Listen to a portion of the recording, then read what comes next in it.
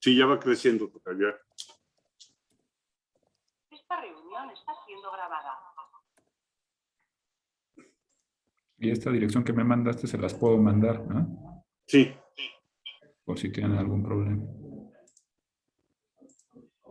Sí, no, y ya puedes iniciarlas. ¿Iniciar? Sí, ya están adentro, están logueados. Ok.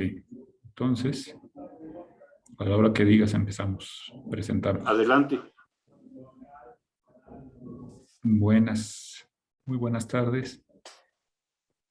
Nos da muchísimo gusto, ya después de estos pequeñitos problemas técnicos, le agradecemos mucho al ingeniero Barba que los haya arreglado, y les damos mucho las gracias a la Fundación Aguirre Azuela Chávez Jauregui Pro Derechos Humanos y al Aula Tiempo de Derechos, el que nos haya permitido ingresar a este seminario de excelencia, esto es conversatorio México-España, en un tema muy trascendente como es el tema de la protección de datos personales. Justo en esta Semana Internacional de la Protección de Datos Personales, en que nuestro país ha estado muy movilizado con conferencias a cargo de los institutos de transparencia, tanto locales como federales. Así es que agradecemos las becas que se han concedido para este curso, tanto a los alumnos de la Universidad de Quintana Roo como a los alumnos de la Universidad de Anáhuac, Cancún, a los alumnos de la Universidad de La Salle, Morelia, a los alumnos de la Escuela Libre de Derecho,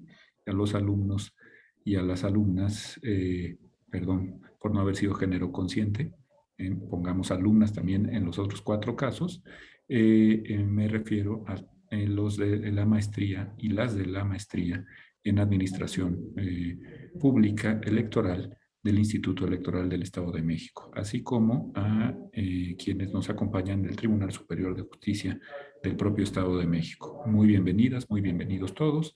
Vamos a tener hoy una charla de excelencia aterrizada a las situaciones prácticas que se presentan en estos temas en nuestro país, con una persona que es absolutamente la guía de referencia de la cuestión de datos personales en México. Presidió el Consejo Consultivo del Instituto Nacional de Acceso a la Información y Protección de Datos Personales durante el pasado lustro, y es la directora de la División de Estudios Jurídicos del Centro de Investigación y Docencia Económicas, ese centro público de investigación de excelencia que tanto orgullo nos causa a los mexicanos.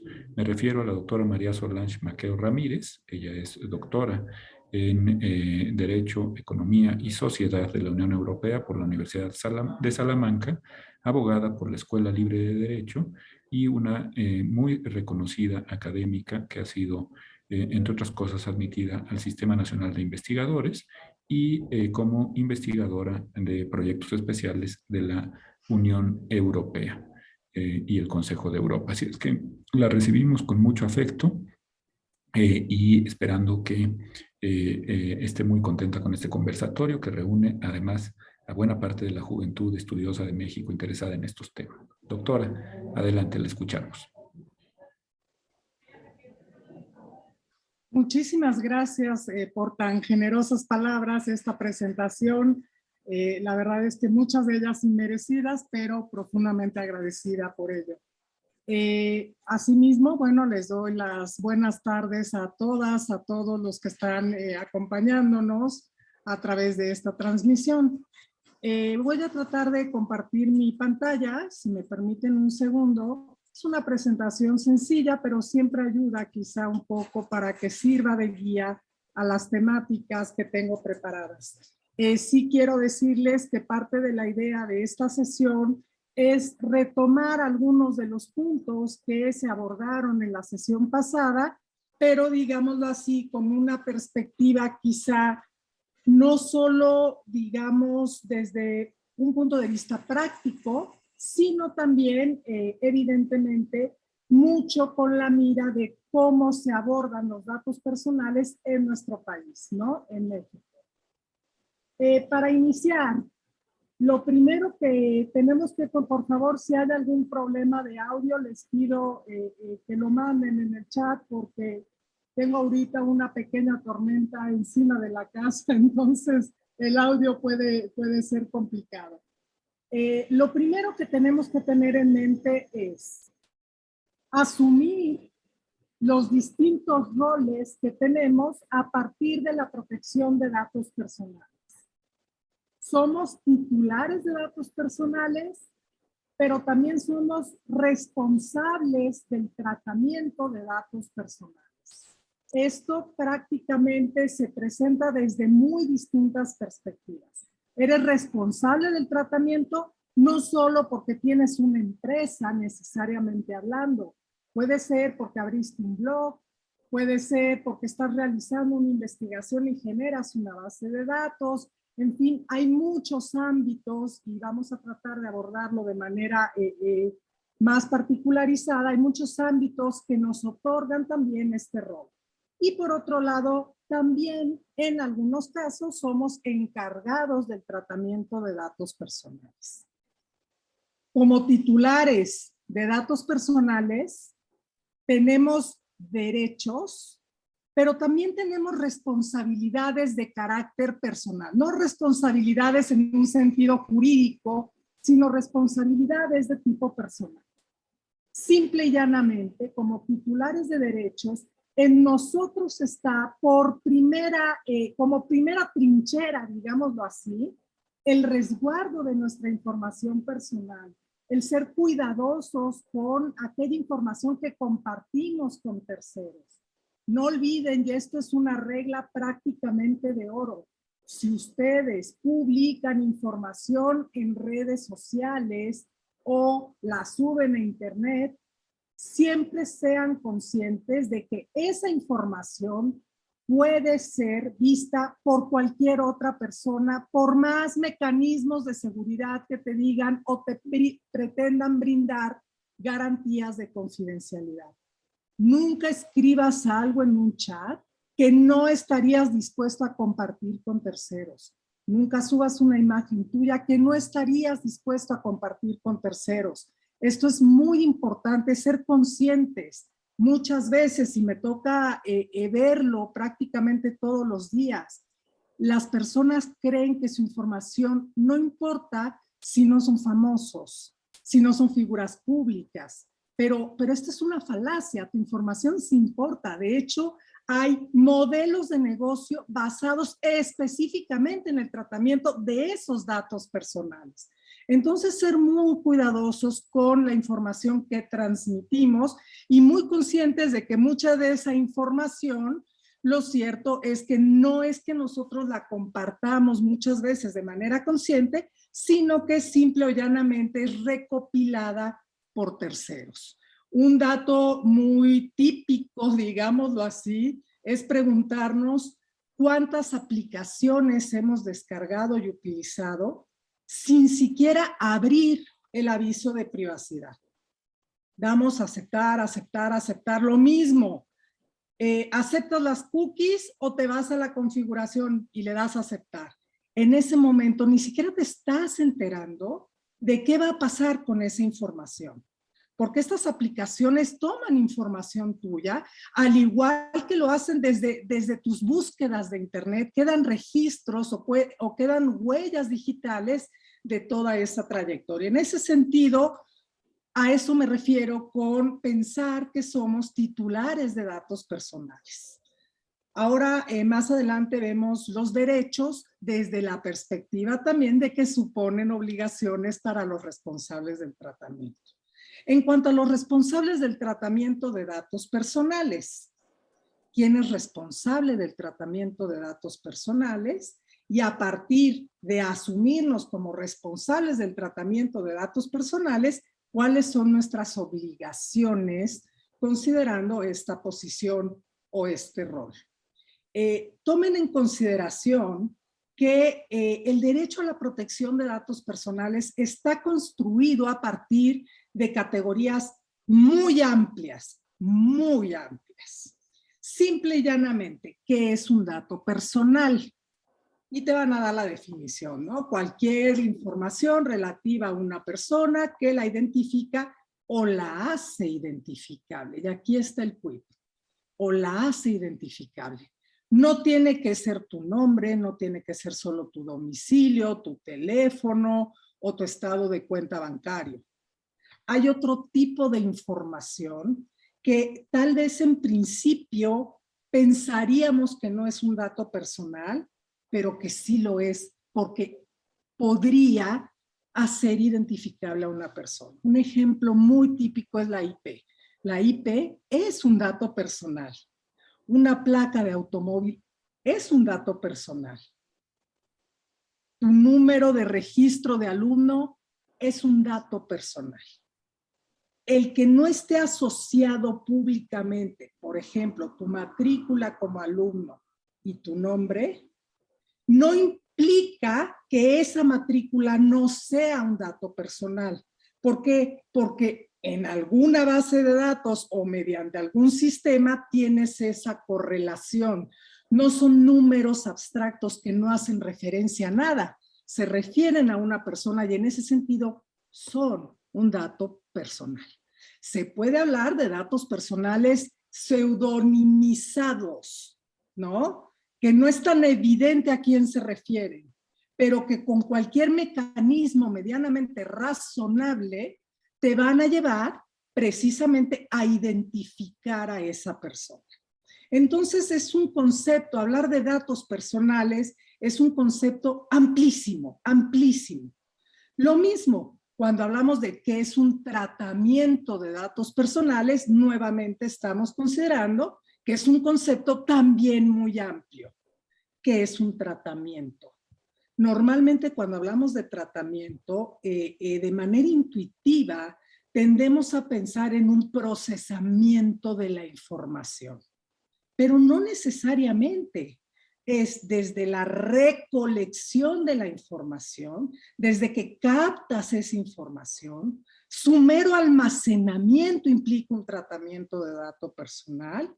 Te puedes ir a cosas ya más sofisticadas como el procesamiento de esa información, la elaboración de perfiles, etcétera, etcétera, hasta la propia destrucción o supresión de la información personal.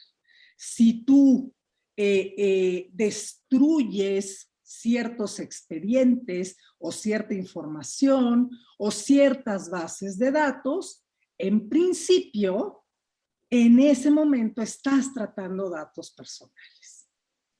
Una vez que han sido suprimidos o han sido anonimizados y que no admiten la recuperación de esa información, entonces sí podremos dejar de adquirir este rol de responsable del tratamiento de datos personales.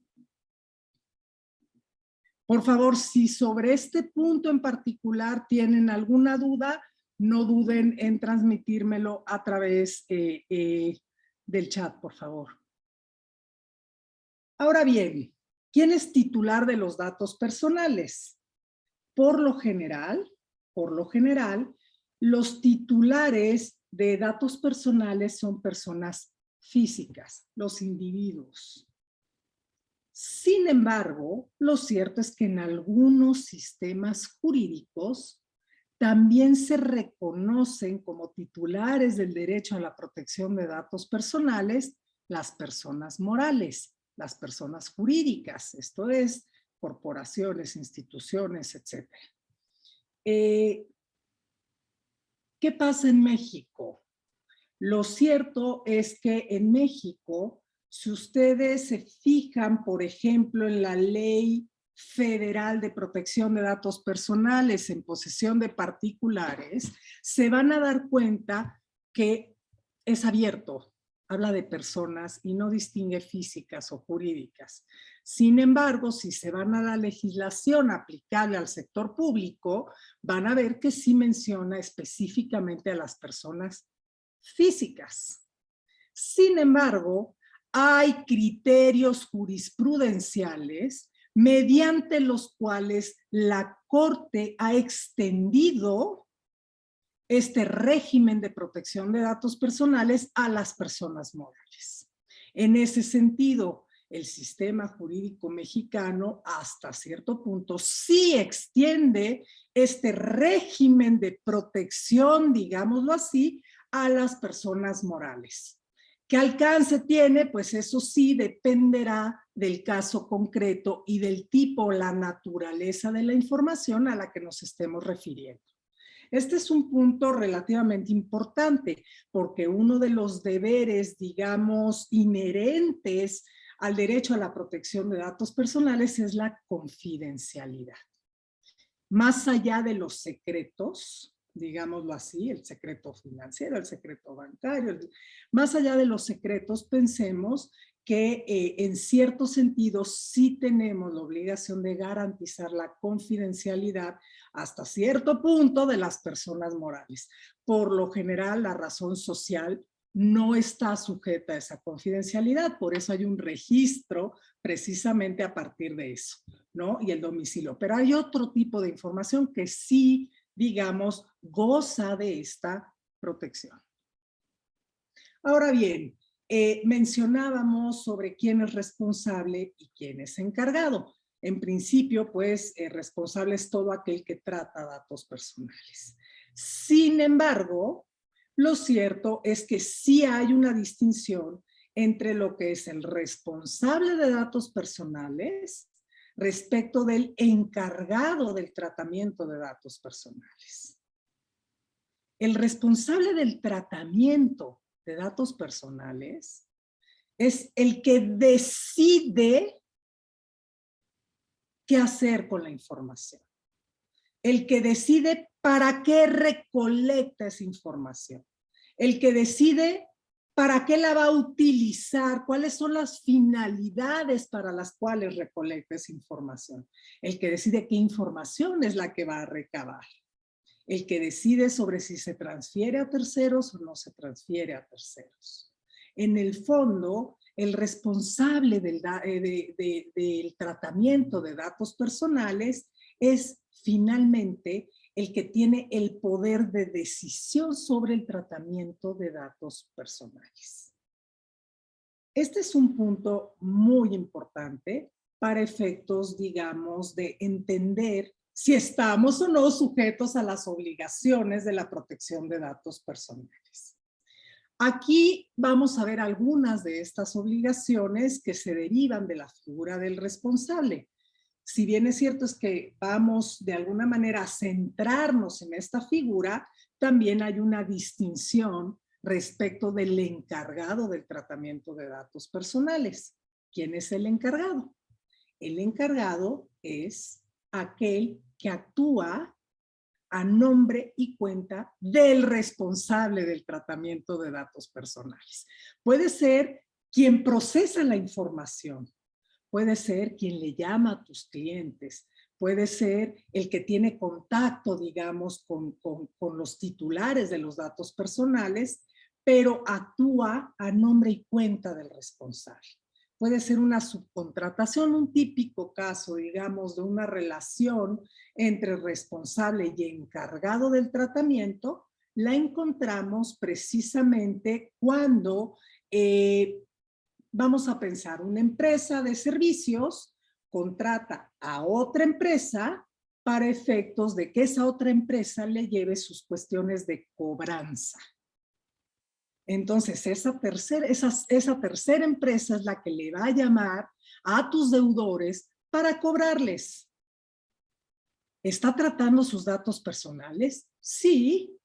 ¿Por qué? Pues de entrada tiene la lista de los clientes morosos, tiene las cantidades debidas, pero actúa por cuenta y a nombre del responsable, no por sí misma. ¿Qué significa esto? Que debe quedar documentada la relación entre el responsable y el encargado del tratamiento de datos personales. De tal forma que el encargado tenga muy claro qué puede hacer con esa información. Cómo va a llevar a cabo el procesamiento de esa información. Hasta dónde llegan sus facultades respecto de esa información. Esta es una cuestión muy importante. Si eres encargado del tratamiento, también te conviene que te digan con plena y absoluta claridad los pasos para el tratamiento, la finalidad del tratamiento. ¿Por qué? Porque en el fondo, si de alguna manera destinas esa información a una finalidad distinta para la cual te la remitieron, te conviertes en ese momento en responsable del tratamiento de datos personales. Y como probablemente esa finalidad no estaba previamente especificada en el aviso de privacidad, es muy probable que no solo eres responsable del tratamiento de datos personales, dejas de ser encargado, sino que también vas a ser responsable jurídicamente hablando por el incumplimiento de las disposiciones normativas de datos personales. Este es quizá uno de los puntos más delicados muchas veces. En el ejemplo que veíamos, ¿no? La empresa de cobranza. Si esa empresa de cobranza utiliza tu lista de clientes para fines publicitarios, sin que así se haya establecido previamente en el aviso de privacidad y sin que esté de alguna manera en esa relación contractual entre el responsable y el encargado deja de ser encargado, se transforma en responsable del tratamiento de datos personales y por ende pues se sujeta, digamos, a el régimen directo para el responsable del tratamiento. Este es un punto relevante. Debates hay muchos. El ejemplo que les doy es un ejemplo muy sencillo donde es fácil distinguir cuándo eres responsable y cuándo eres encargado. Hay casos en los que no es tan evidente y ha habido debates enteros para decir si es responsable o no es responsable. Y les pongo un ejemplo muy claro. El caso de los motores de búsqueda, el caso de Google, ¿no? Google, solo desde su función como motor de búsqueda, porque el tema es que Google tiene muchos servicios, cada servicio tiene sus particularidades, en fin. Piénselo específicamente como motor de búsqueda. ¿Cuál es el argumento de Google? Google te dice, no, a ver, yo soy encargado del tratamiento, pero no soy responsable del tratamiento. Es más, y en una de esas ni siquiera soy encargado, soy un pleno y absoluto intermediario no sujeto a las obligaciones del tratamiento de datos personales. ¿Por qué? Pues porque yo lo que hago es simple y llanamente, a través de mis algoritmos, establecer y dar acceso de manera organizada a información que publican terceros. Si yo abro un blog, si yo abro una página, en fin, lo que hace Google es jalar esa información, estructurarla para que aparezca en sus motores de búsqueda, relacionado evidentemente con las palabras clave, ¿no? Entonces Google te dice, lo que hay en el contenido de esa información no es mi responsabilidad. Yo no determiné esa información. Esa información la puso un tercero. Yo solo la pongo, la relaciono para que alguien la pueda encontrar de manera fácil y accesible, ¿no? Aquí lo cierto, pues es que esto es muy discutible, porque en el fondo Google no solo toma esa información, sino que dentro del propio algoritmo establece mecanismos en los cuales ordena esa información y establece una prelación de la información. ¿Qué te va a aparecer primero y qué te va a aparecer al final? Cuando tu nombre está al principio de la búsqueda o tu nombre viene al final de la búsqueda, después de páginas y páginas y páginas. Entonces, lo cierto es que sí hay antecedentes y es el caso del Tribunal de Justicia de la Unión Europea. Hay antecedentes en donde dicen, no, Google, tú no eres ni mero intermediario ni un encargado del tratamiento. Eres un responsable del tratamiento de datos personales porque sí determinas precisamente los fines, medios, alcances o cuestiones directamente relacionadas con el tratamiento de la información personal. En fin, es bien importante tener claro, digamos, en qué casos eres responsable, en qué casos eres encargado y en qué casos pues no eres ninguna de ambas y entonces no estás sujeto a la normatividad en la materia. Un punto importante, el encargado, si tiene dudas de alguna manera, no quedó bien establecido en la relación contractual con el responsable, no tiene claridad sobre cuál es la legislación aplicable, cuáles son los límites, digamos, a los que puede sujetar el tratamiento de la información, lo ideal es que le pregunte directamente al responsable y de preferencia que esa pregunta y la respuesta consten por escrito, porque es una forma que el encargado pues también de alguna manera se blinda, digámoslo así, ante posibles incumplimientos. Ahora bien, los derechos de los titulares de datos personales. Aquí primero es saber nosotros como personas, ¿qué derechos tenemos? Esto se vincula con lo que se conoce como el derecho de la autodeterminación informativa. Pero no solo nos da pistas de lo que nosotros podemos exigir, sino también desde la otra óptica implica obligaciones para los responsables del tratamiento de datos personales. ¿Qué quiere decir esto? Si la ley te está reconociendo estos derechos como titulares de datos personales, implica que impone también sus correlativas obligaciones para los responsables del tratamiento de datos personales. Esto tiene implicaciones prácticas. Si eres responsable del tratamiento de datos personales, tienes que establecer procesos, mecanismos que permitan satisfacer estos derechos. Si a ti te piden, si una persona te pide su información personal, es muy importante que sepas cómo darle cauce a esa solicitud. ¿Ante quién se puede hacer la solicitud? ¿Quién le va a dar respuesta? ¿Quién le va a dar seguimiento? Y en su caso, ¿quién va a justificar o motivar esa respuesta? ¿No? Entonces, ahora que vemos los derechos de los titulares de datos, pensémoslo en esa doble vía. Son derechos, pero implican sus correlativas obligaciones. ¿Cuáles son? Empecemos con los más conocidos, que son los llamados derechos ARCO, ¿no? A acceso, rectificación, cancelación y oposición. Por eso se llaman ARCO, ¿no? Es su acrónimo. El derecho de acceso lo que implica es que los titulares de datos personales tienen la facultad de solicitar su información personal. Y tú tienes la obligación de entregárselas.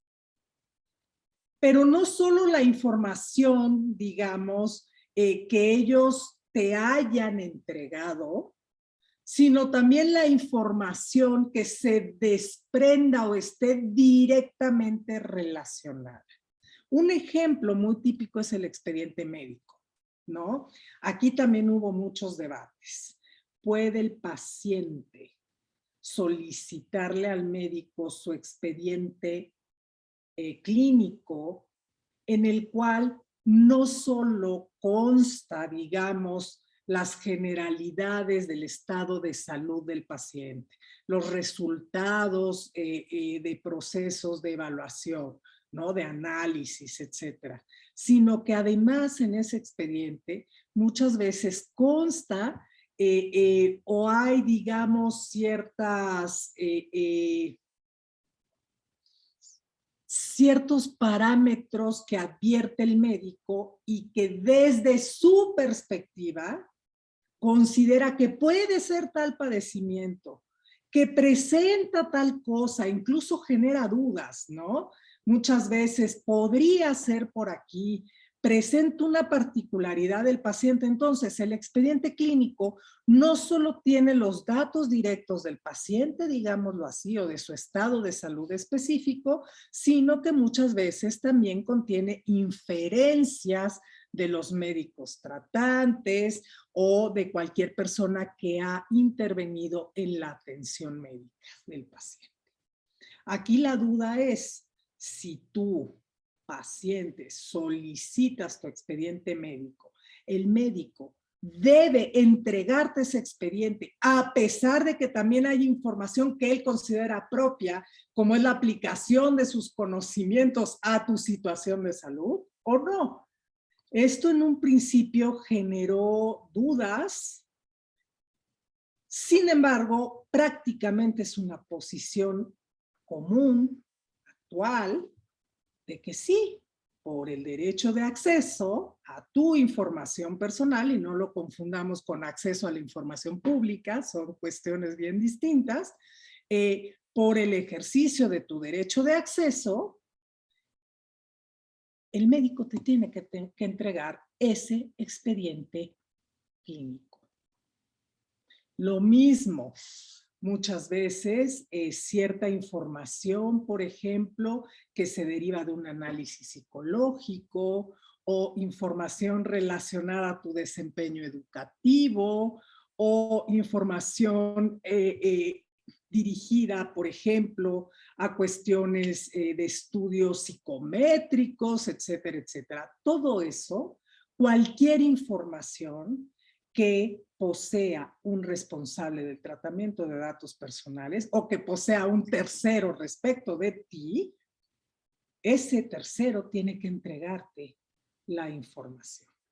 ¿Hay casos de excepción? Sí, pero son los mínimos. Los casos de excepción pueden ser por razones de seguridad, al menos es lo que se argumenta muchas veces, cuando están en procesos de investigación, en la persecución de un delito, en fin, sí hay excepciones, pero son eso, meras excepciones.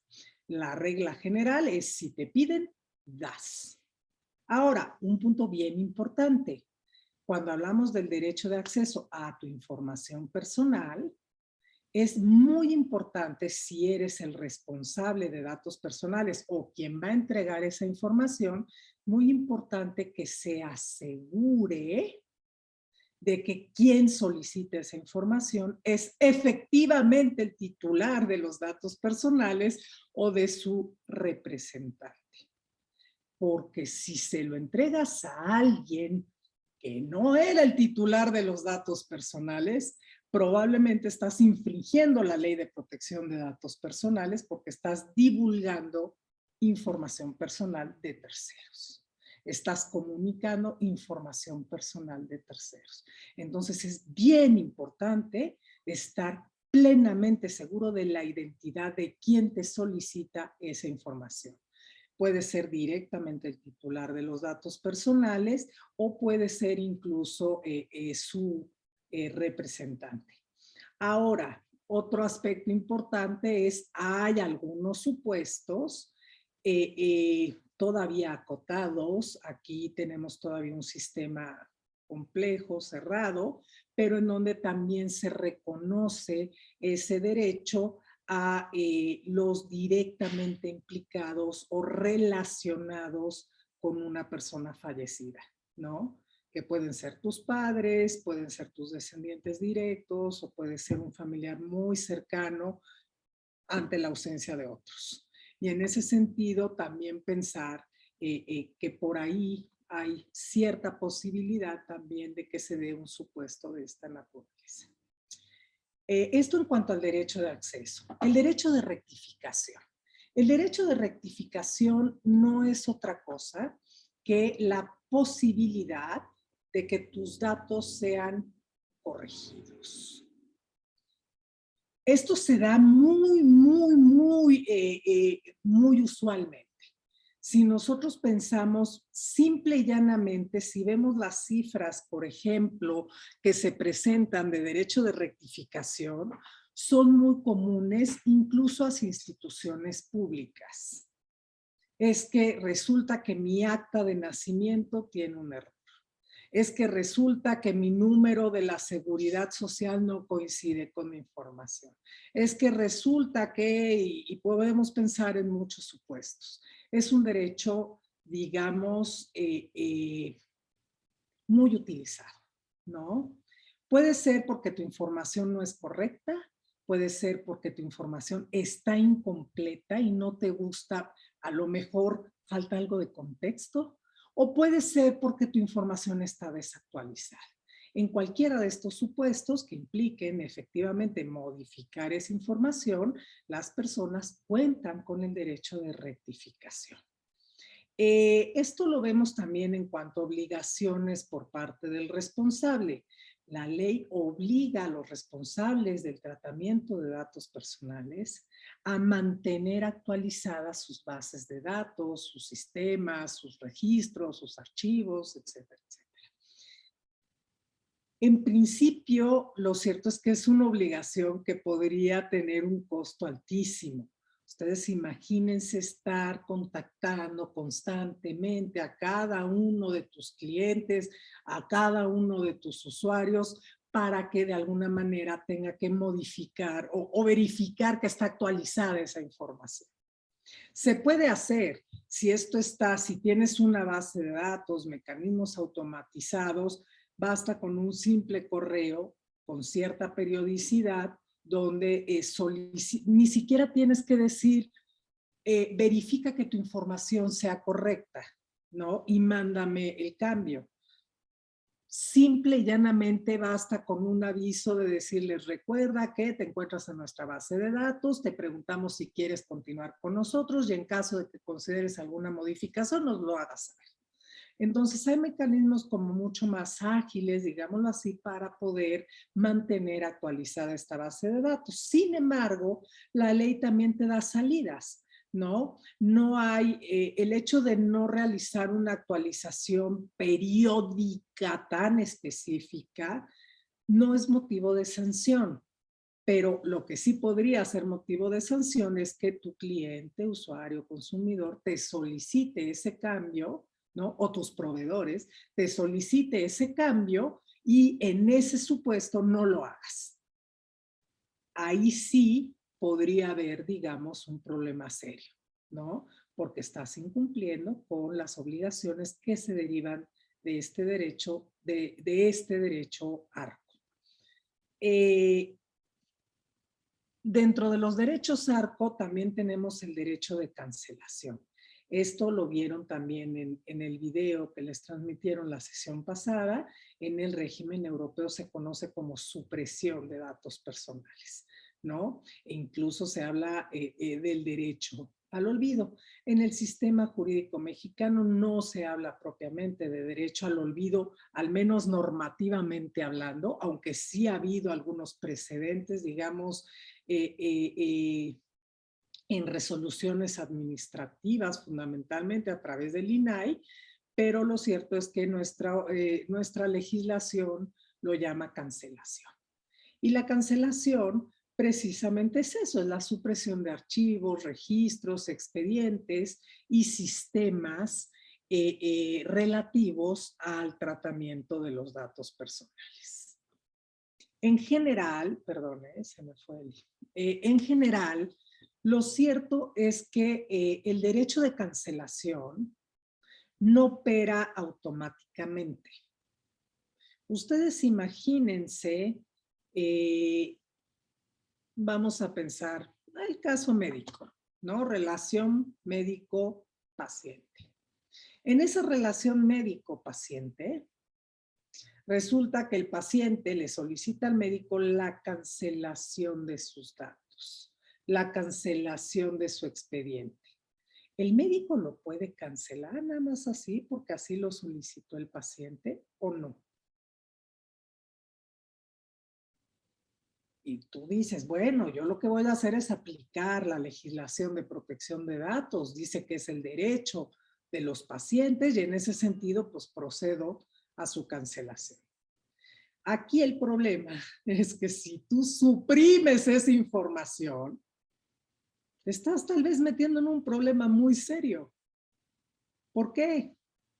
porque muchas veces el expediente clínico ayuda, digamos, a garantizar otros derechos muy relevantes de esa persona, como puede ser precisamente la salud. El destruir un expediente clínico te puede generar responsabilidades en ese sentido porque no se le va a poder dar continuidad a la situación médica de esa persona.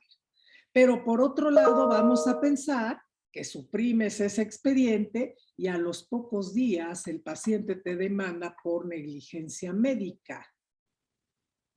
Pues ya estamos en problemas, ¿no? No vas a tener herramientas de defensa para determinar tu diagnóstico, el procedimiento de atención, etcétera, etcétera. Entonces, ¿qué sucede en esos casos? Y este es por citarles un ejemplo, pero lo cierto es que la cancelación opera en muy distintos ámbitos, como puede ser el educativo, como puede ser en el ámbito comercial, la relación cliente y ofertante, ¿no? En fin, puede haber muchas relaciones a partir de las cuales se genera, digamos, una relación jurídica que implica el tratamiento de información específica. En esos supuestos, lo que procede es lo que se conoce como el bloqueo de los datos personales. ¿Qué significa? Pues que de alguna manera el responsable del tratamiento de los datos personales dice, no, a ver, espérame, no voy a suprimir tus archivos, los voy a bloquear. ¿Qué significa esto? Que no los voy a usar. Van a estar en suspenso, digámoslo así. No les voy no lo voy a procesar, no lo voy a usar, no voy a determinar nada respecto de esa información. Quedan en una especie de archivo. En tanto, transcurre un plazo razonable que me permite entonces sí su destrucción. ¿Cómo puede? Si es que se puede, ¿eh? Y en ese, porque hay casos en los cuales no se puede suprimir bajo ningún concepto. Un ejemplo que es motivo de debates en distintos sistemas jurídicos son los antecedentes penales. ¿Debe prescribir el registro de antecedentes penales o no? Si yo cometí un delito hace 30 años, ¿se debe conservar ese antecedente o no? En fin, habría que analizar el caso concreto y a partir de ahí establecer un periodo de bloqueo que entonces sí te permita, si ello es posible, suprimir la información. Finalmente, dentro de los derechos ARCO tenemos el derecho de oposición. Aquí no es propiamente solicitar la supresión, sino lo que sí puedes hacer es oponerte al tratamiento de tus datos personales. Este derecho opera, digámoslo así, cuando hay una razón legítima que deriva de tu situación particular. Puede ser que, y aquí sí la ley es muy tajante, ¿eh? En los casos en los cuales esa información la tienes para fines de mercadotecnia o publicidad directa o elaboración de perfiles, si te solicitan o si más bien se opone el titular de datos a que sigas de alguna manera utilizando esa información, tienes que concederle el derecho. La ley es muy rigurosa con aquellas personas que tratan información para fines publicitarios y de mercadotecnia o para la elaboración de perfiles. El sentido de esta rigidez, llamémoslo así, tiene que ver precisamente con la idea de que no se pueden anteponer intereses económicos frente a un derecho humano, como es el caso de la protección de datos personales.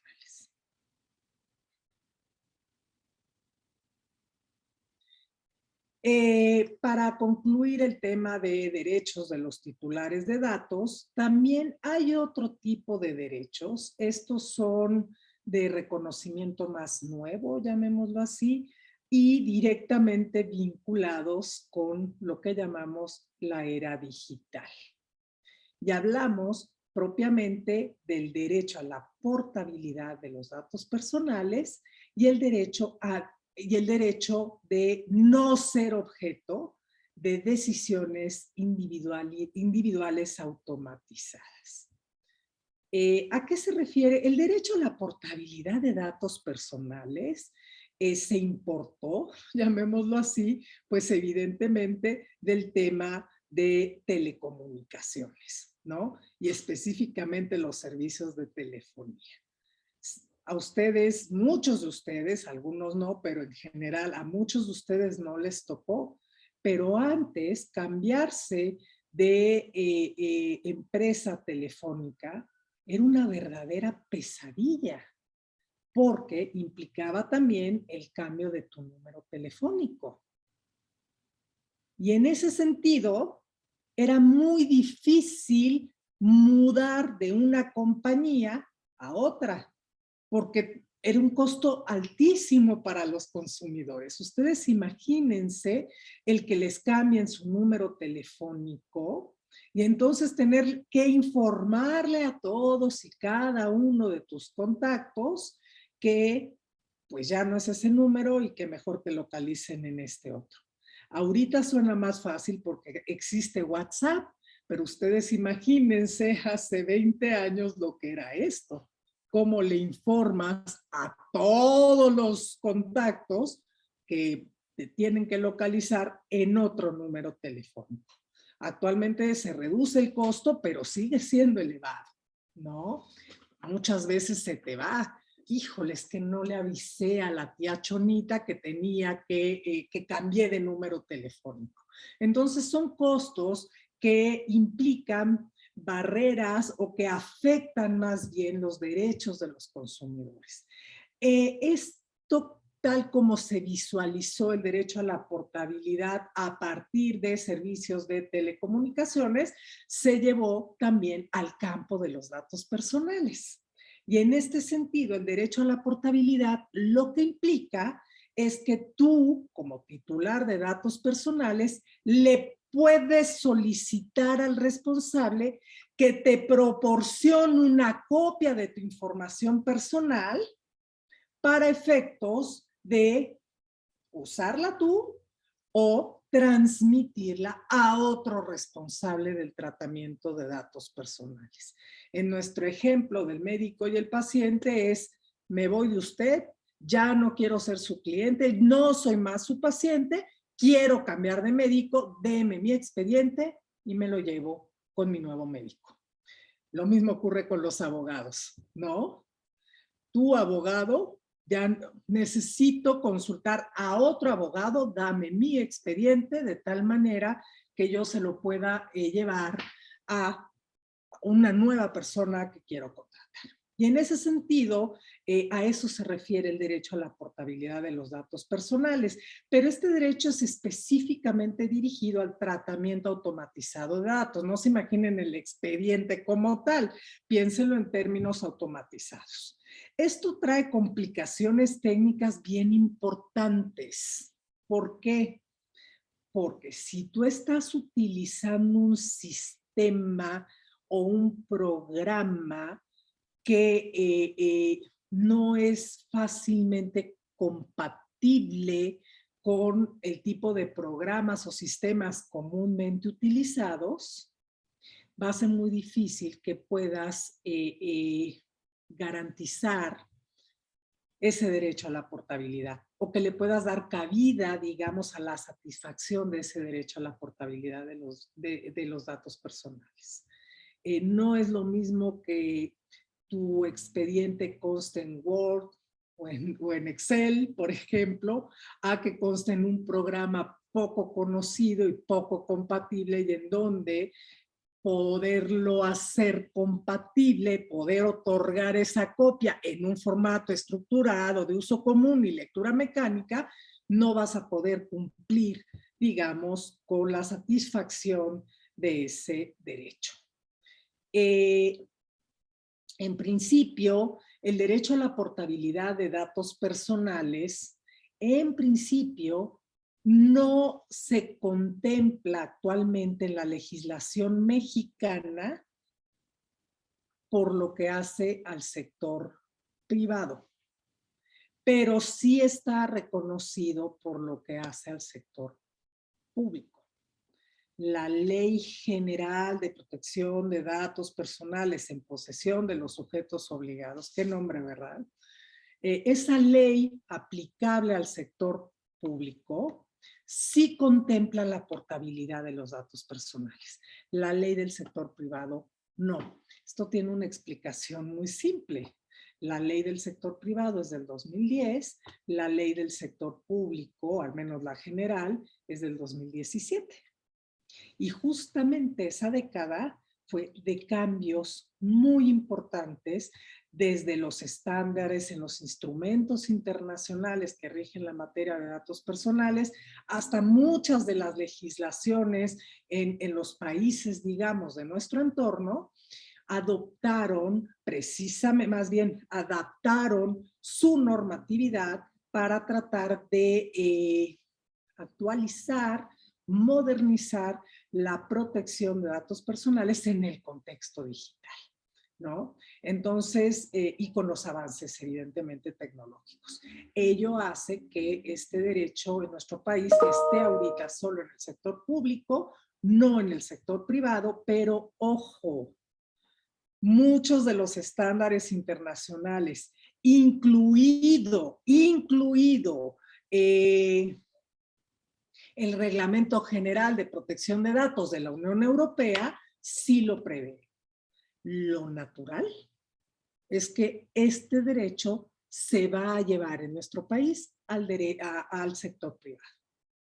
¿Cuándo? Pues no lo sabemos. Hay diversas iniciativas actualmente en el Congreso para reformar la legislación del sector privado en nuestro país, pero finalmente todo parecería indicar, por cómo ha evolucionado el derecho, tanto en el ámbito internacional como en nuestro sistema jurídico, todo parecería indicar que efectivamente sí va a haber ese cambio, digámoslo así, ¿no? Se va a incorporar para el sector privado.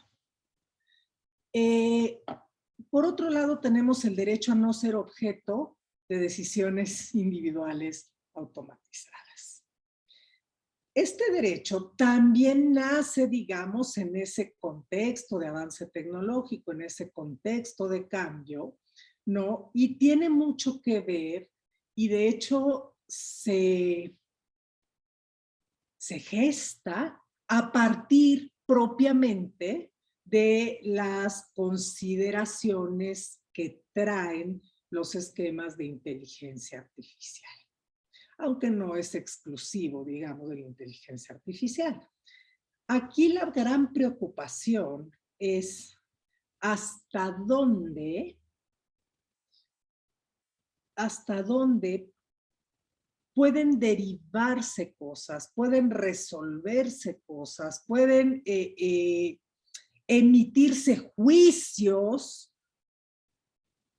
de manera plenamente automatizada. Esto piénselo, por ejemplo, en términos, se habla mucho, ¿no?, de la inteligencia artificial en las decisiones jurisdiccionales. Podría implementarse un esquema de inteligencia artificial, no solo para gestionar información, o para que sea, digamos, de utilidad para el juez, sino que supla las funciones del juez. ¿Podría a través de un esquema de inteligencia artificial emitirse una resolución en un conflicto jurídico?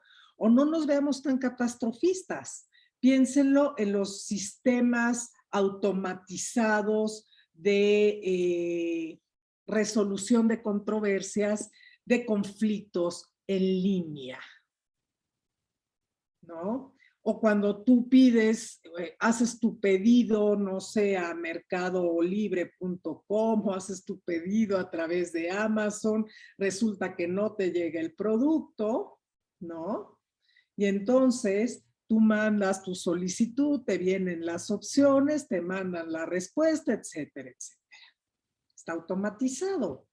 Y finalmente, este procedimiento automatizado te va a llevar a una solución.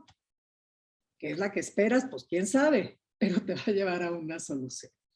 Aquí lo que procura este derecho es que las personas tengan la posibilidad de en algún momento dado tener, digamos, el derecho a que intervenga una persona humana, que sea capaz de atender las especificidades de su situación. No es un derecho que se reconoce para todas las situaciones. En el ejemplo que les daba de mercadolibre.com o la solución de conflictos en línea, en general podría no aplicarse este derecho a las decisiones individuales automatizadas, pero donde siempre se debe aplicar es cuando esas decisiones te paran perjuicio en lo personal.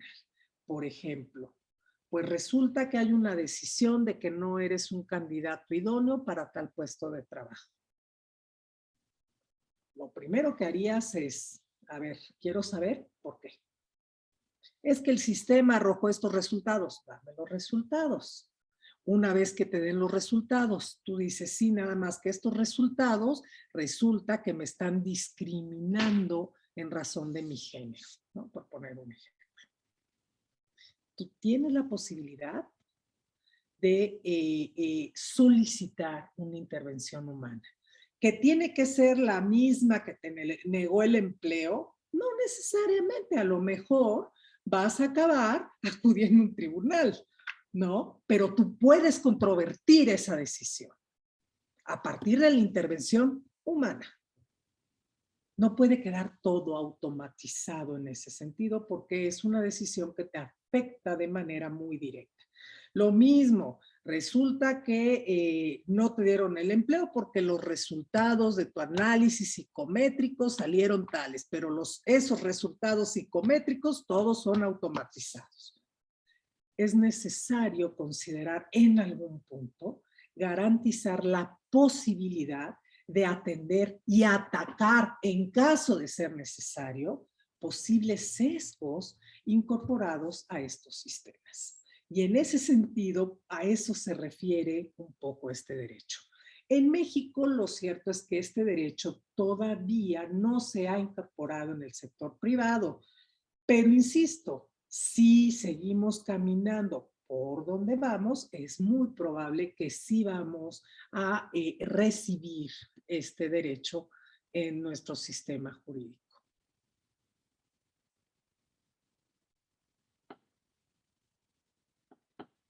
Ahora bien, en cuanto a las obligaciones de los responsables del tratamiento de datos personales.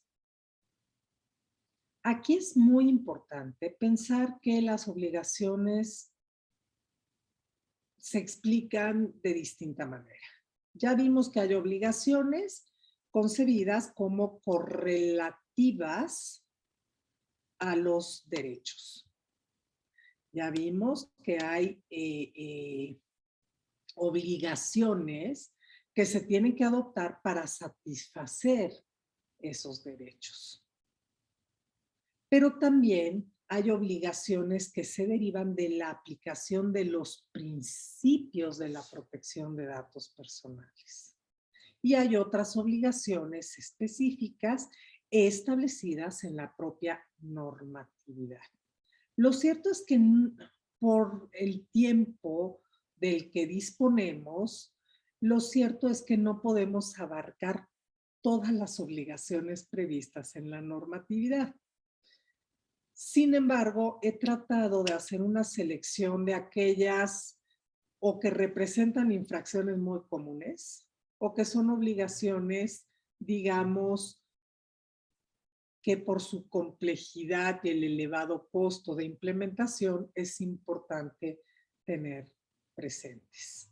La sesión pasada en el video, bueno, tuvieron oportunidad de ver estos principios del derecho a la protección de datos personales. En general, los principios que recoge el Reglamento General de la Unión Europea son los mismos que tenemos nosotros, aunque muchas veces con otras denominaciones, pero están contenidos en nuestra legislación. Con algunas pequeñas excepciones, pero en términos generales, así es, ¿no? Antes de entrar a los principios y a las obligaciones más bien que se derivan de los principios, quisiera preguntarles si tienen alguna duda o quieren que toque un punto específico de lo que hemos hablado hasta el momento. Y de ser el caso, si es así, me lo pongan por favor en el chat. ¿No hay dudas?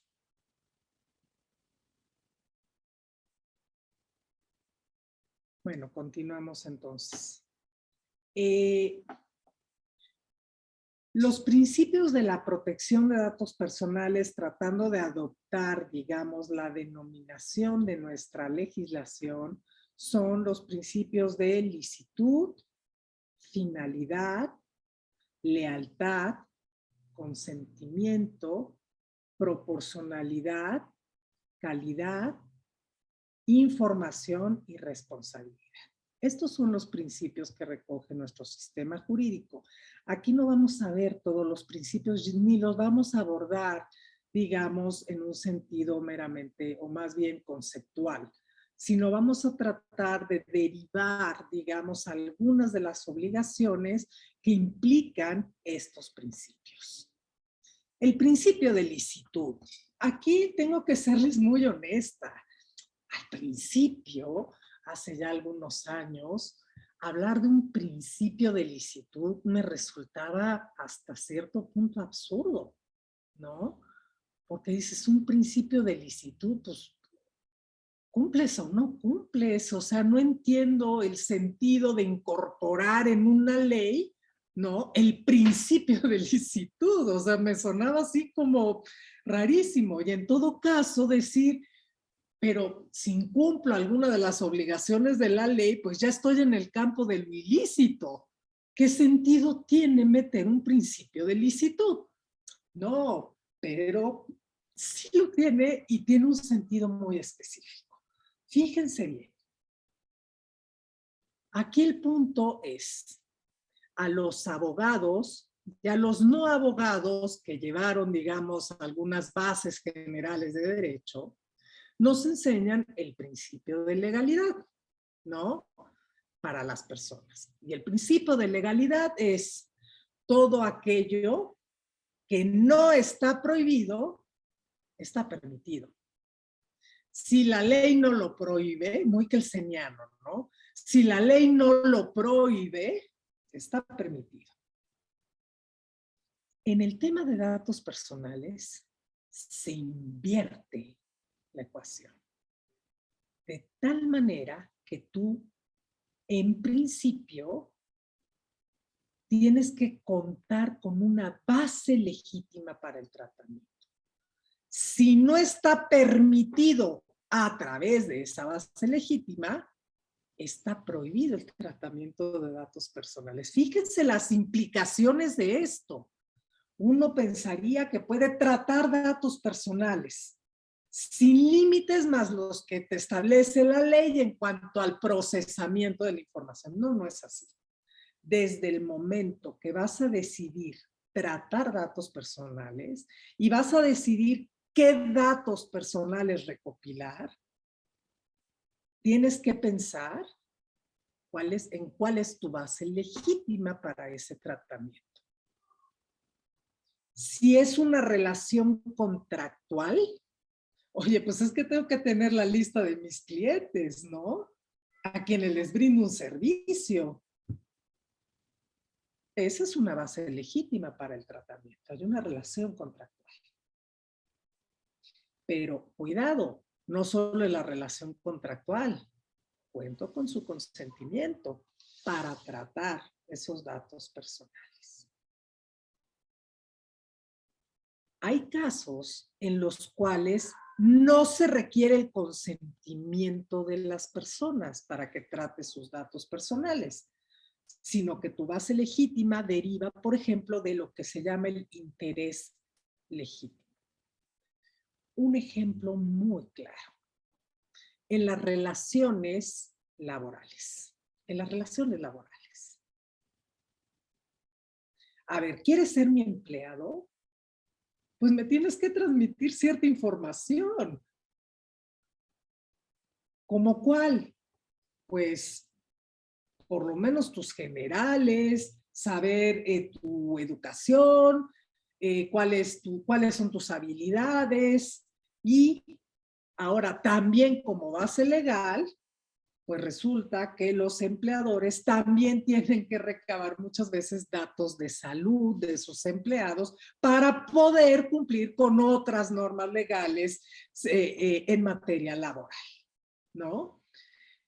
Entonces, el interés legítimo implica que no necesariamente se encuentra explícito en ley o en una relación contractual y en la cual el consentimiento puede llegar a ser irrelevante, porque si no tienes esa información, simple y llanamente no se va a dar el supuesto, ¿no? El interés legítimo y el ejemplo que les ponía es precisamente en las relaciones laborales. ¿Puedo yo, empleador, colocar cámaras de videovigilancia en los espacios, digamos, o áreas comunes de mis empleados o no? Pues en principio sí. ¿Por qué? Porque el empleador a su vez tiene el interés legítimo de supervisar el trabajo, de supervisar el desempeño laboral. Ahora, hay espacios en los cuales no podría, digamos, establecer esas cámaras de videovigilancia, ¿no? Espacios privados, por ejemplo. El ejemplo más claro, pues es el caso de los baños.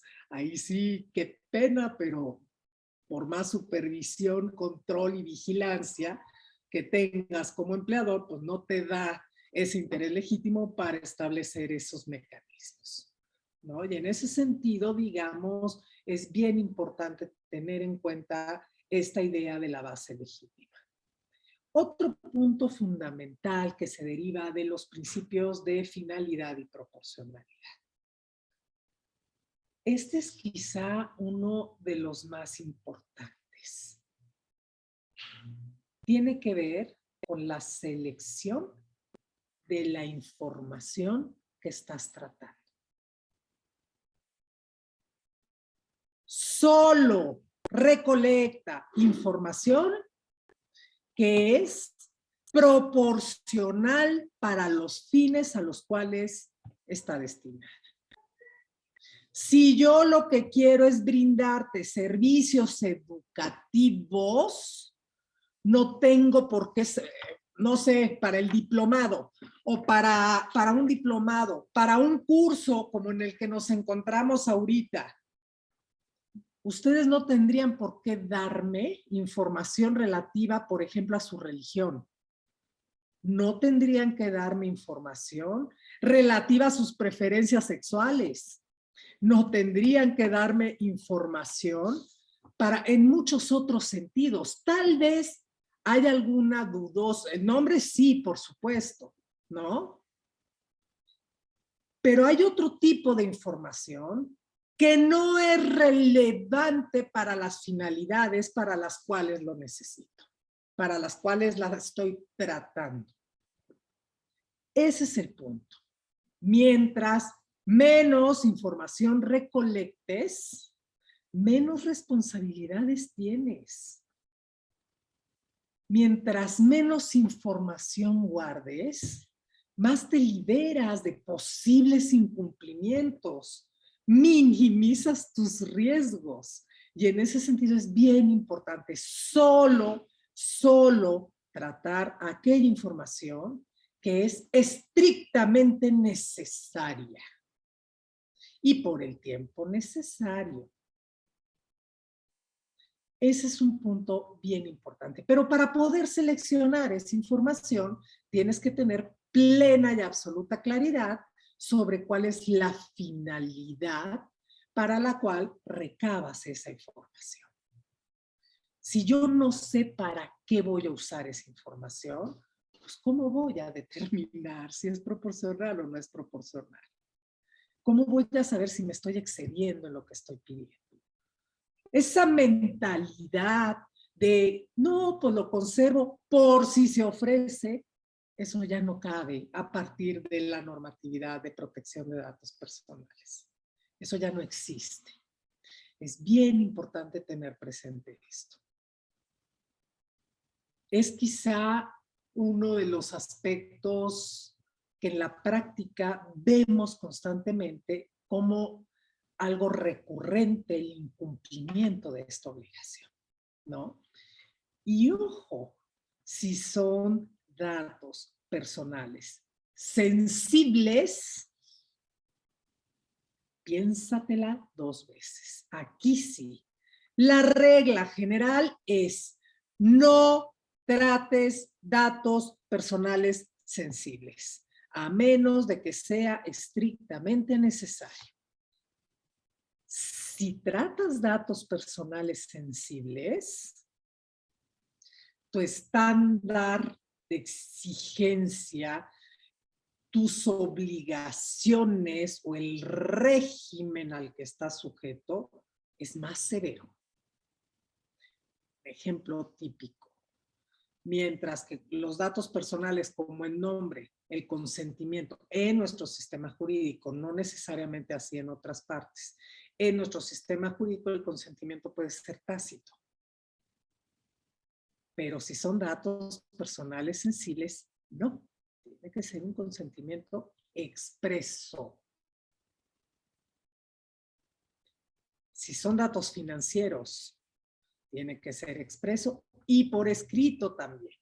Y en ese sentido hay que ser bien cuidadosos. Huye de los datos personales sensibles a menos que no tengas opción. ¿Y cuáles son esos datos personales sensibles?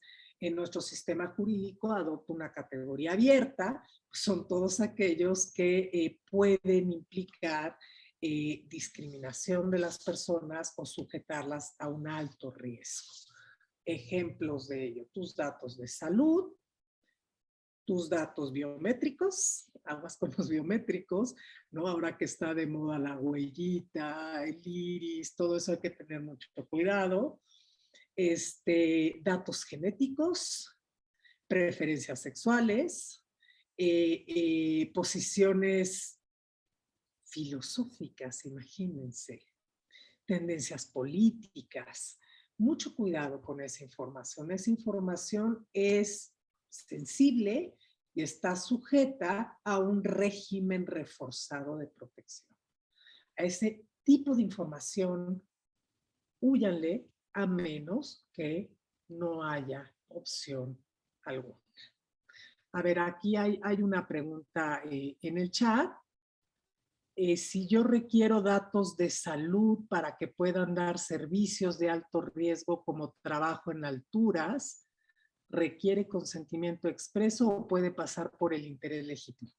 Gracias, Gerardo. A ver, son en principio servicios de alto riesgo como trabajo en alturas. Yo creo, y te lo digo sinceramente, sí es o sí podría configurar interés legítimo, pero al tratarse de datos sensibles, no recomendaría bajo ningún concepto que se fuera por el interés legítimo, sino que hubiera un consentimiento expreso. Es bien importante porque ahí la ley sí especifica que tratándose de datos sensibles, como es el caso de datos de salud, haya consentimiento expreso. De preferencia, no irse o no tratar de justificarlo a partir del interés legítimo. Creo que eso hace correr muchos riesgos, te haría justificar mucho ante una posible supervisión por parte de las autoridades de control, ¿no? Entonces, no recomendaría bajo ningún supuesto el interés legítimo. Creo que el consentimiento expreso, sin duda alguna, sería mucho más seguro.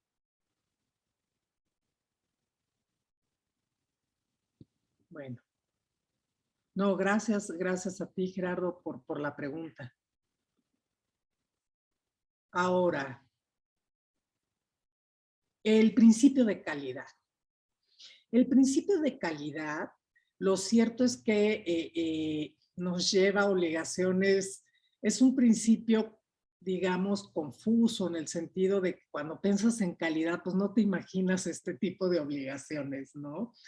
El principio de calidad supone por lo menos dos obligaciones. Una que tiene que ver con una que ya vimos, que tiene que ver con la actualización de sistemas, registros, archivos o expedientes, y otra directamente relacionada con el borrado seguro de datos.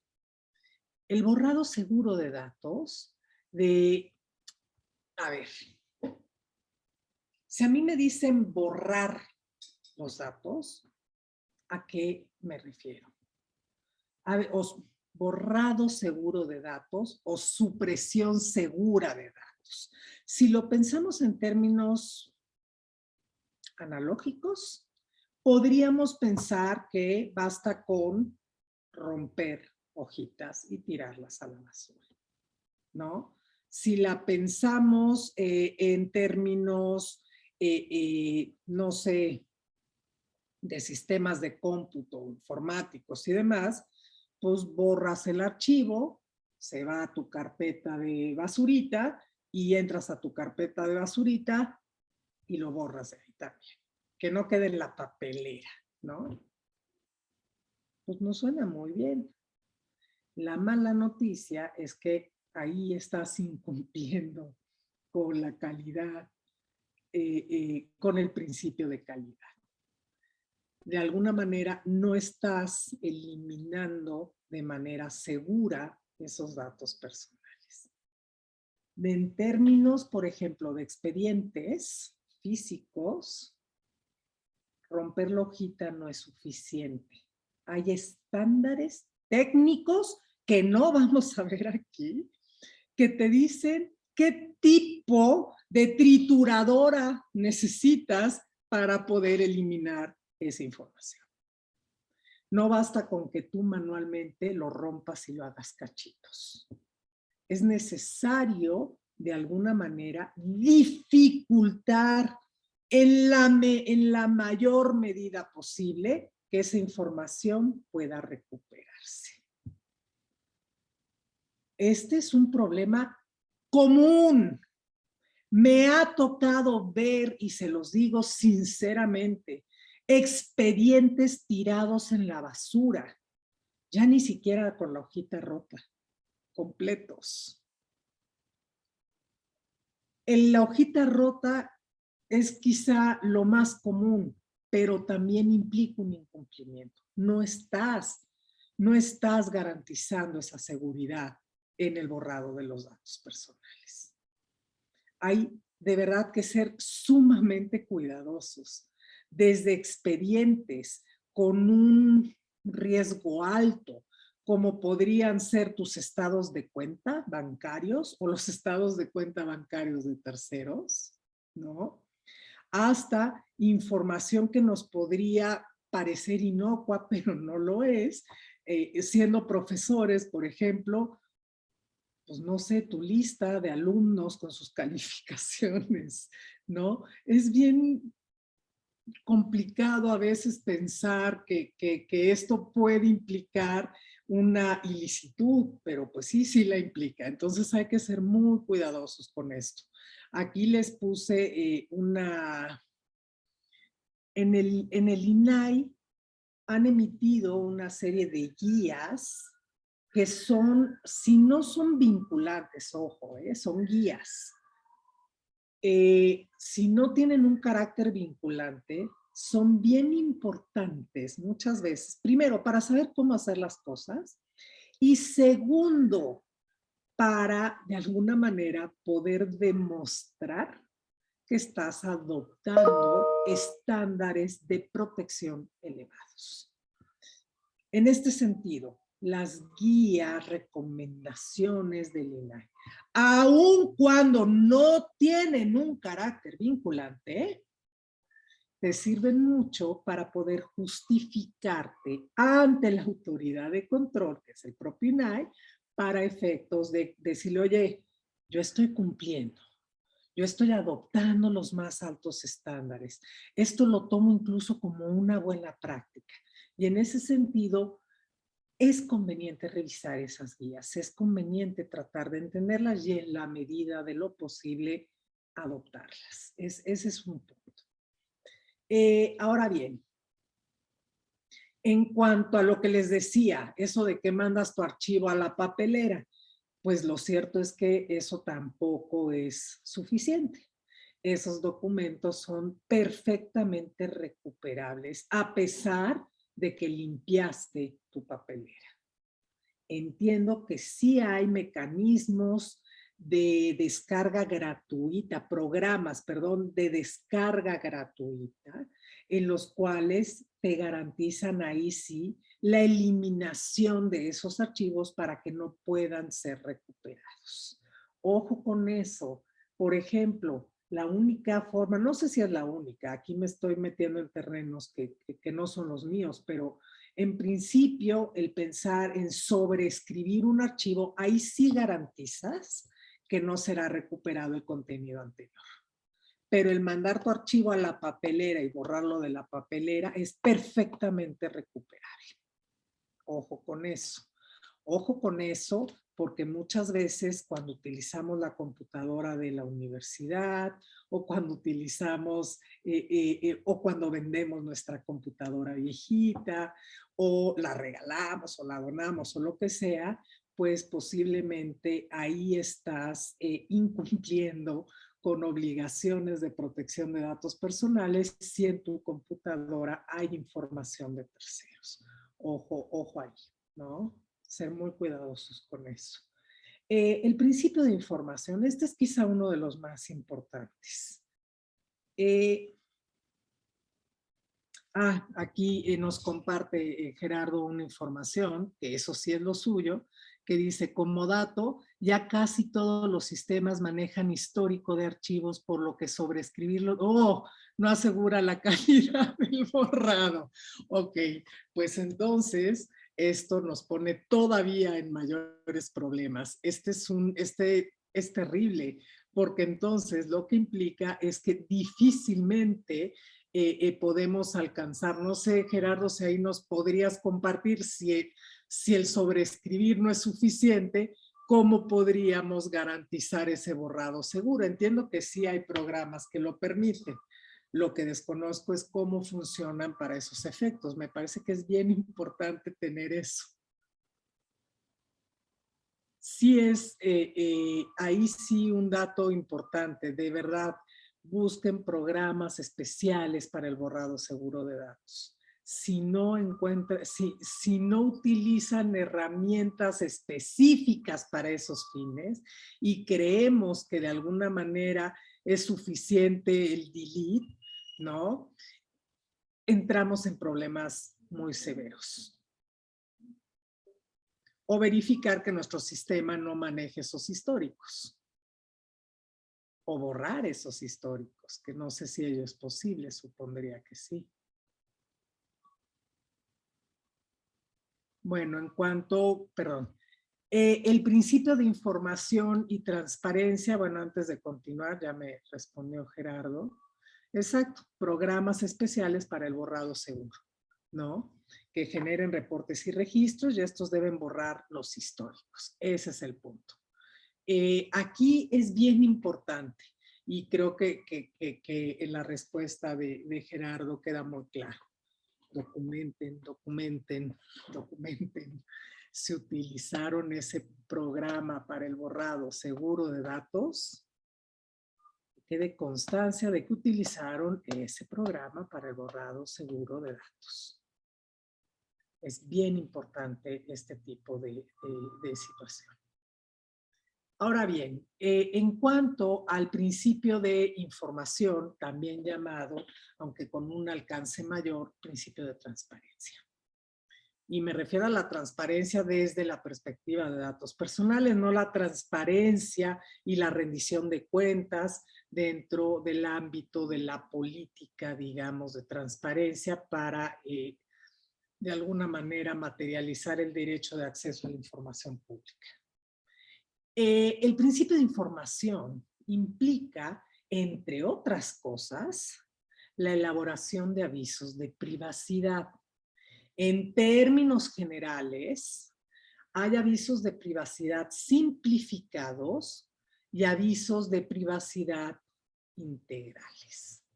El aviso de privacidad simplificado lo que pretende o el objetivo que pretende es que los titulares de datos tengan acceso a un aviso de privacidad sencillo y que te dé la información esencial para saber qué datos se están recopilando y para qué se están recopilando y quién los está recopilando y si se pueden transferir a terceros. El aviso de privacidad integral ya es mucho más técnico, mucho más largo, con muchas especificidades, etcétera, ¿no? Aquí la idea es tener dos avisos de privacidad, por lo menos uno que sea de fácil acceso, de vista rápida con lo esencial, y otro que sí se vaya muchas cosas muy específicas, muy particulares, en fin. También el INAI ha trabajado mucho en la elaboración, más bien en generar avisos de privacidad, en facilitar la elaboración de los avisos de privacidad. No son perfectos, pero sí ayudan. Si quieres elaborar un aviso de privacidad, es buena idea echarle un ojo a los generadores de los avisos de privacidad del INAI porque te van guiando. Te dicen qué datos tratas, entonces tú pones. ¿Para qué los tratas? ¿Quién eres? ¿No? ¿Cuál es tu razón social o cuál es tu nombre? Entonces, ahí lo pones. Tu domicilio, tu página, etcétera, etcétera. Entonces, estos generadores te van guiando para poder elaborar tu aviso de privacidad, digamos, con los básicos, ¿no? Lo ideal es ir un poco más allá de los generadores del INAI. Lo ideal, ¿no? Y tiene que ver un poquito, pues, digamos, con especificidades que sí son propias de lo que estés haciendo, ¿no? Propias de tu modelo de negocio, propias de tu página, de tu blog, de tu lo que sea. Quizá la dificultad más grande en la elaboración de los avisos de privacidad es, primero, identificar qué información estás tratando. Por lo general pensamos que con un aviso de privacidad es suficiente. Ello no es así. Depende, ¿no? Depende del tamaño de la empresa, depende, en fin, de otros factores. Pero en general es mejor elaborar distintos avisos de privacidad dependiendo de las finalidades del tratamiento. Si lo vemos en términos de empresa, por ejemplo, te conviene un aviso de privacidad para tus sistemas de videovigilancia y accesos a las instalaciones de la empresa. Te conviene otro aviso de privacidad para tus empleados. Te conviene otro aviso de privacidad para efectos de los servicios específicos para los clientes. Te conviene otro aviso de privacidad, por ejemplo, si tienes un área de atención a la salud o cosas por el estilo. Entonces hay que conocer bien las distintas categorías de datos que estás utilizando, las distintas áreas, y es mejor elaborar algunos o varios avisos de privacidad que uno solo. Porque muchas veces uno solo pues se te vuelve un chorizo ininteligible y en donde no necesariamente impacta a todos. Si es, por ejemplo, para accesos, pues evidentemente tu aviso tiene que estar muy visible, muy concreto, muy claro para cualquier persona que accede a tus instalaciones. Si lo vemos desde la otra óptica, ojo con eso, cada vez que entres a una institución, cada vez que utilices una página o un servicio, una aplicación, pues verifica que tiene el aviso de privacidad. Esta es como de las obligaciones más básicas que tienen que cumplir los responsables del tratamiento. Y es también el mecanismo muchas veces que se utiliza para otorgar el consentimiento, ¿no? Por parte de los usuarios o los titulares de datos personales. Por eso es bien importante considerar los avisos de privacidad.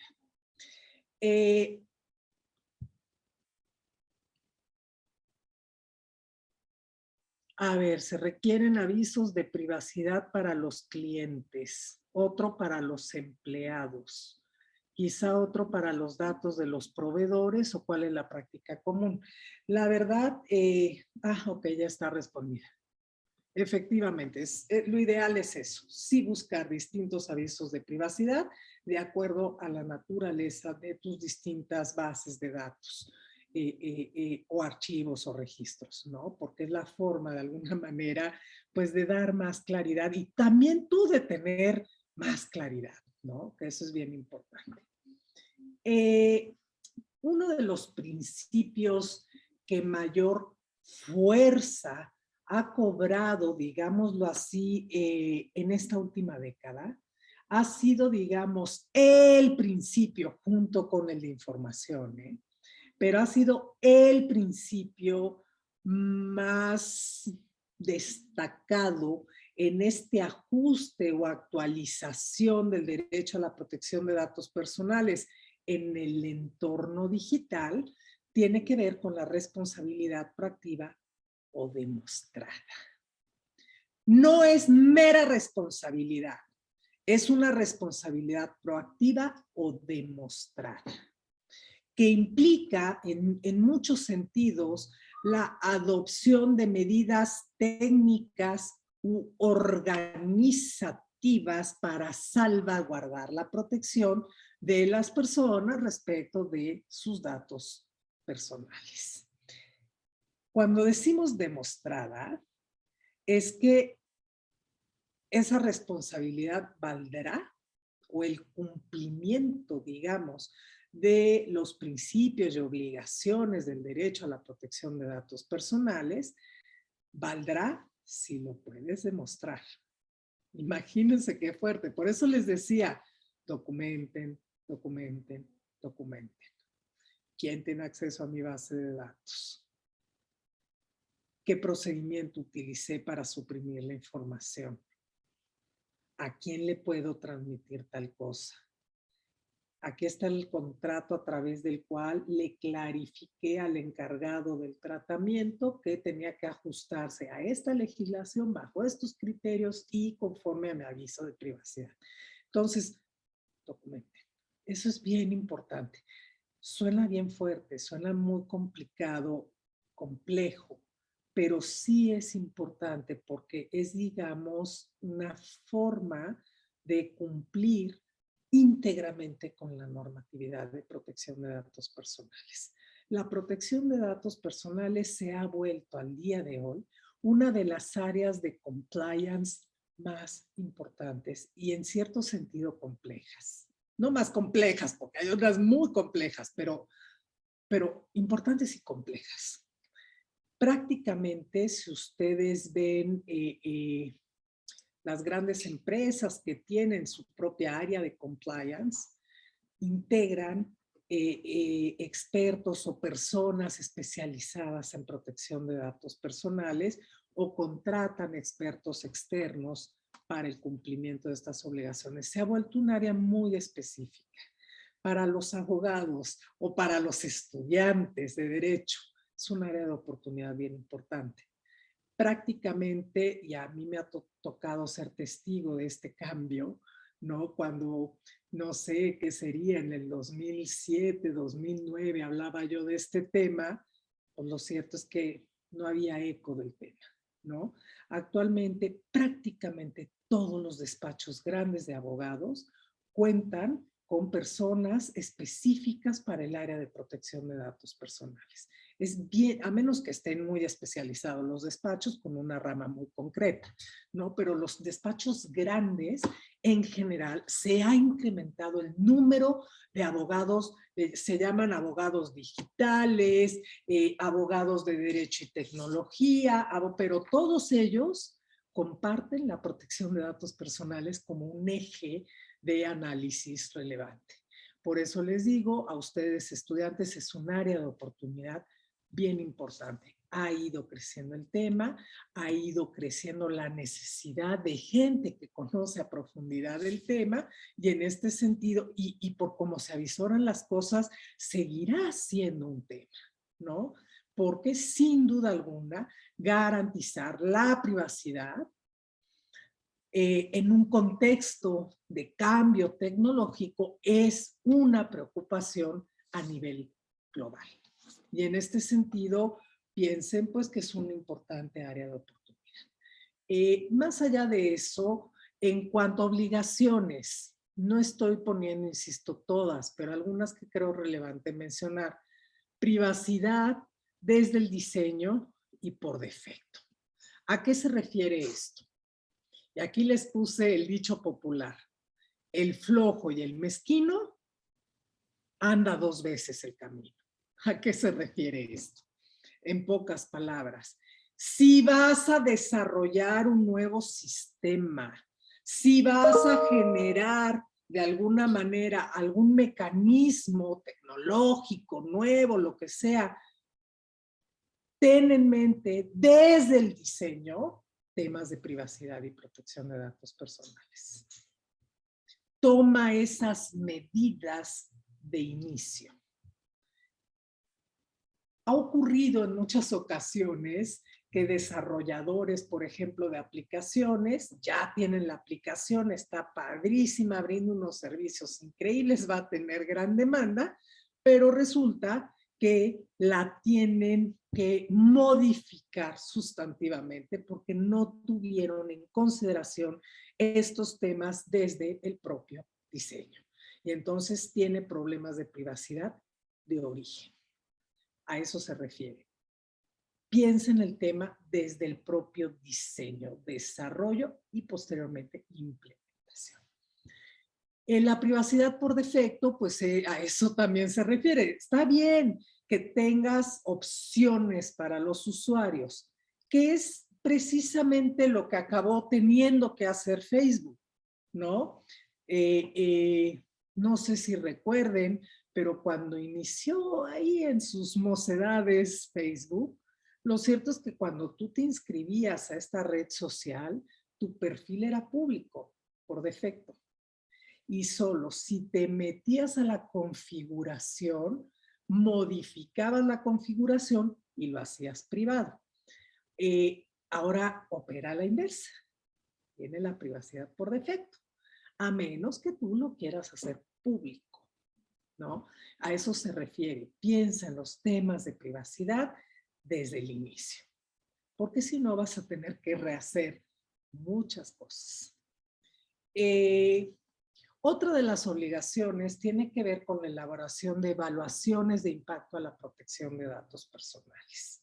En términos generales, la evaluación de impacto a la protección de datos personales es una herramienta que precisamente lo que pretende es abordar de manera integral el tratamiento de los datos personales para poder, por un lado, describir ese tratamiento, evaluar el tratamiento, que tiene que ver con lo que les mencionaba de la minimización de datos personales, ¿no?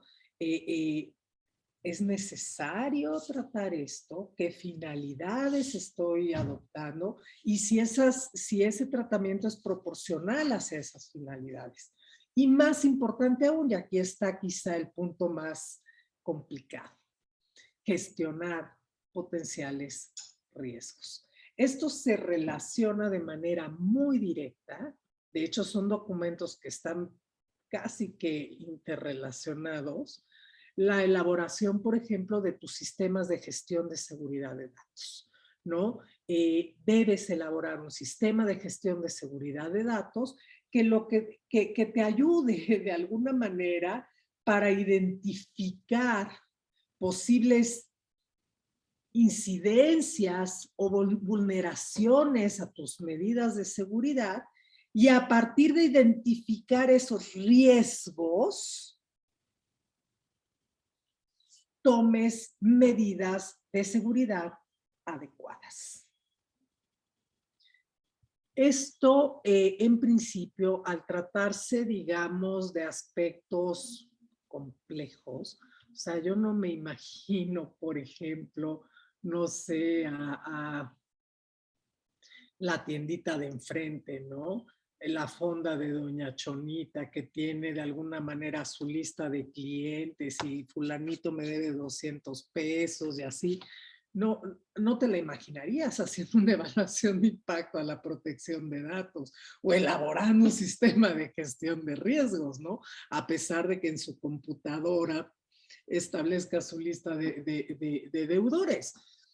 Esto se refiere específicamente a personas o empresas que realizan tratamientos intensivos o relevantes de datos personales.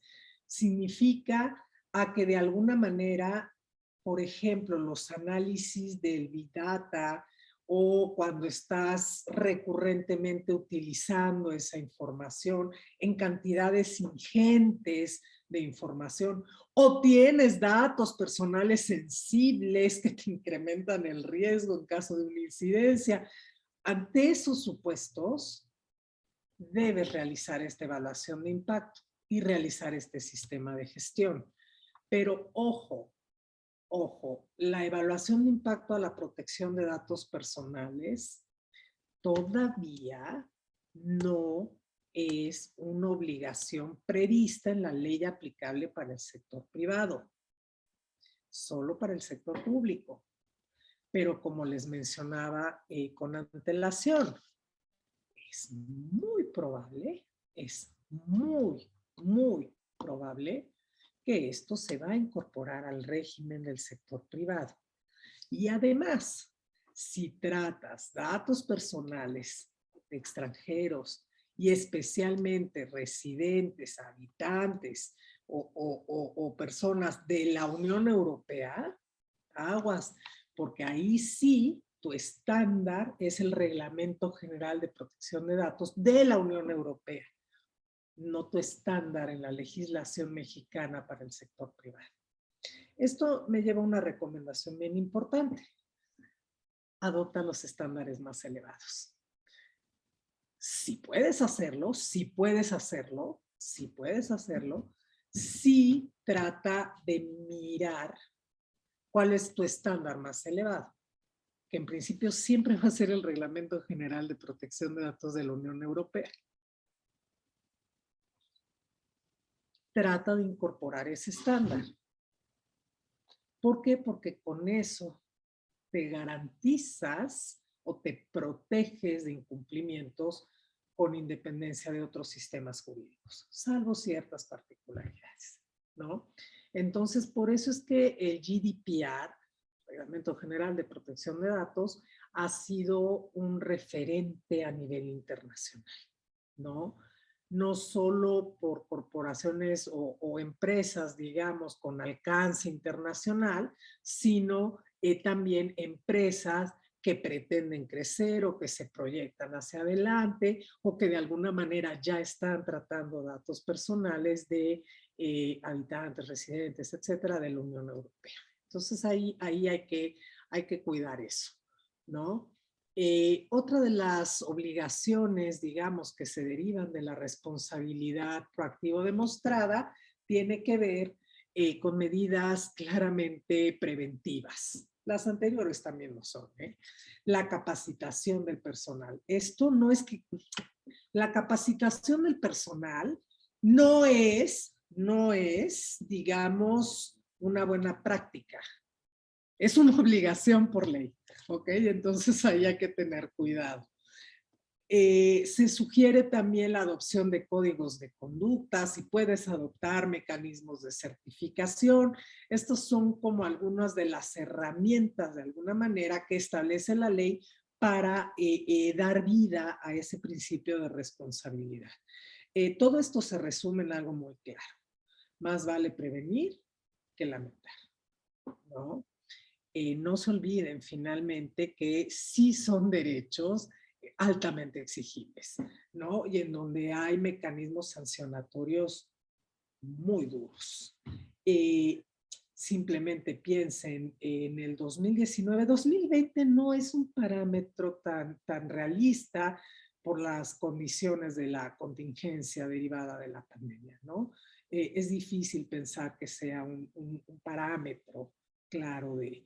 Pero 2019, piensen ustedes que el INAI impuso multas que pasaron de los 30 millones de pesos, ¿no? Entonces sí cuesta, o sea, estos incumplimientos tienen un costo económico fuerte y en algunos casos puede implicar también sanciones de índole penal, ¿no? Entonces ahí hay que ser un poco cuidadosos, bueno, mucho cuidadosos en el cumplimiento de todas estas disposiciones. Como les decía, los sistemas, digamos, de gestión de seguridad de datos. Esto tiene que ver, uno de los deberes que han cobrado, que incluso en otros sistemas jurídicos se adoptan como principios, está directamente relacionado con la adopción de medidas de seguridad físicas, administrativas y técnicas para garantizar la confidencialidad, integridad y disponibilidad de la información. Estas medidas van desde lo físico, como puede ser una puerta con llave, ¿no? Administrativas, donde tengas muy claro quién puede tener acceso a esas bases de datos y llevar un registro de quienes tienen acceso a esas bases de datos, hasta la adopción de medidas de seguridad técnicas, que ahí sí tiene mucho que ver, digamos, con la adopción de sistemas de seguridad informática, ¿no? Esto es bien importante porque, sin duda alguna, esto implica una parte de los mayores riesgos a los cuales están sujetos los responsables del tratamiento de datos personales y, por otro lado, qué mayor afectación nos puede generar a nosotros como titulares de los datos personales. Sin duda alguna, los delitos cibernéticos, los ciberdelitos, van a la alza a nivel global. Hay indicadores muy claros en ese sentido. Exponencialmente el uso de la tecnología, naturalmente hay una correlación con el incremento de este tipo de delitos y en ese sentido hay que ser especialmente cuidadosos con la adopción de estas medidas de seguridad técnicas. En principio, se debe establecer un sistema de gestión de seguridad de datos que va de la mano, como les decía, de la evaluación de impacto a la privacidad, ¿no? Muy a grandes rasgos, no me da tiempo de entrar a este tema en específico, pero este es el sistema que recomienda, no es obligatorio, pero por lo menos el sistema de gestión de seguridad de datos que sugiere el INAI se basa en el ciclo PHBA, que es nada más y nada menos que planear, hacer, verificar y adoptar, ¿no? No me acuerdo si era adoptar o implementar o corregir, no, actualizar, corregir. En este sentido, lo que implica es la planeación. Una vez que tienes planeado, entonces sí, implementa esa planeación. Y por otro lado, ya que está funcionando, verifica ese funcionamiento. Es posible que a partir de ahí vas a detectar algunas fallas y entonces sí actualízalo de acuerdo a lo que acabas de detectar. Esta idea del sistema de gestión de seguridad de datos lo que pretende pues es por un lado identificar riesgos y por otro lado decidir a partir de esos riesgos qué medidas de seguridad tienes que adoptar. Por eso les decía, aguas con los datos personales sensibles, porque sin duda alguna el riesgo de una posible incidencia, una vulneración, te acaba, ¿no? Bueno, con esto creo que concluimos este curso. Me dio mucho gusto poder compartir con ustedes todas estas ideas. Les agradezco de verdad mucho su atención. Agradezco la participación de Gerardo a través del chat, ¿no? Compartiendo también parte de sus conocimientos. Y bueno, pues que tengan muy, muy feliz tarde-noche. Al contrario, doctora, agradecemos profundamente la posibilidad que nos ha dado la Fundación de disfrutar de su magnífica ponencia, que fue la mejor forma de conmemorar esta Semana Internacional de la Protección de Datos. Estoy seguro que para muchas alumnas y muchos alumnos de las facultades y escuelas de Derecho fue oro molido. Y bueno, pues quienes hayan reunido el 100% de asistencias a este par de sesiones, España-México, recibirán su certificado. Le agradecemos muchísimo el que haya estado aquí y vamos a aplicar todos sus consejos que son fundamentales para la protección. Le dan muchas gracias en el chat. Ahí puede usted leer todo lo que implica. Hay un jovencito ahí también asomándose, sin importarle demasiado a su privacidad, ¿no? Y bueno, pues un abrazo a todas y a todos. Muchas gracias a la doctora Maqueo por su espléndida participación de esta tarde. Nos vemos en la próxima emisión en el aula Tiempo de Derechos, agradeciendo muy profundamente las facilidades prestadas por la Fundación y en específico por el ingeniero Rafael Barba, que está en los controles. Muchas gracias, que tengan muy buena noche.